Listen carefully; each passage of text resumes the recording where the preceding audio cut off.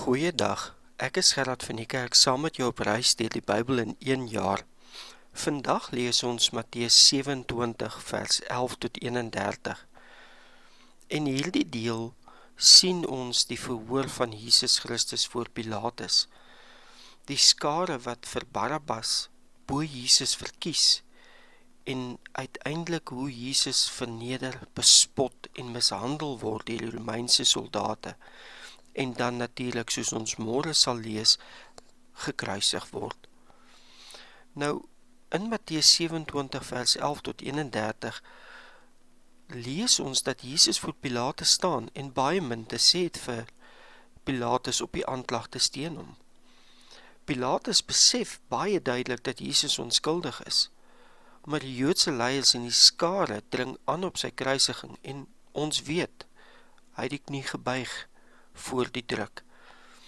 Die gebruik was om tydens die fees een gevangene vry te laat en hier kies die skare vir Barabbas, 'n opstandeling, 'n krimineel, partybronne sê 'n moordenaar bo Jesus Christus. En Pilatus wat glo dat Jesus onskuldig is, wat die mag en die verantwoordelikheid het, die autoriteit en die gesag om Jesus onskuldig te bevind en hierdie valse leenverhoor te stop, was sy hande in onskuld en gee toe aan die mense se eise en laat Jesus gegeesel word en gekruisig word. Die soldate gaan voort en bespot vir Jesus, trek vir hom 'n purpermantel aan, sit 'n doringkroon op sy kop en slaan hom. En ons sien net dat Jesus Christus, die onskuldige koning, word verwerp en gestraf terwille van my en jou sondes, die sondes van die wêreld. Paar gedagtes. Jesus se onskuld en sy stil bly.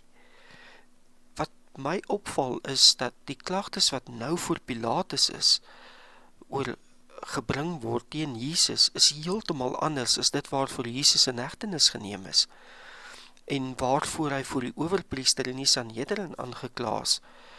Toe was dit godlastering en nou is dit hy bring mense in opstand teen die Romeinse regering. En die feit dat Jesus nie praat en homself verdedig nie, dui baie duidelik op Jesaja 53 vers 7 wat daar staan, soos 'n lam wat na die slagplek gelei word, het Jesus daar gestaan, want dit is God se wil, sy roeping vir Jesus in hierdie tyd.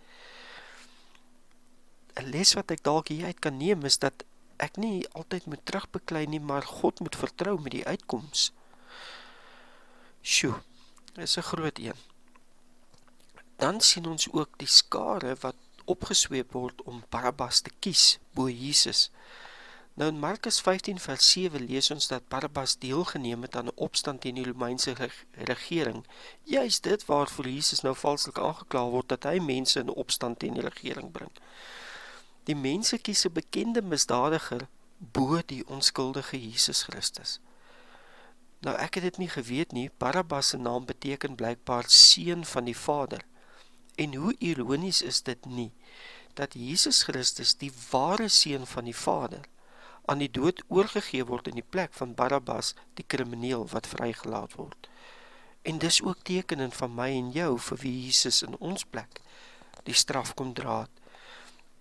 Wat ook vir my opval hier is, dat die skare nou skree, kruisig hom, waar hulle week van tevore met Jesus se intog in Jerusalem, Hosanna geskree het. En hier moet ek en jy iets leer, dat die wêreld dikwels verkeerde dinge kies, dat ons het 'n term van normatiewe reg, as die wêreld glo ding is reg, dan moet dit reg wees. Nee mense, ons moet versigtig wees wie en wat ons kies om te volg.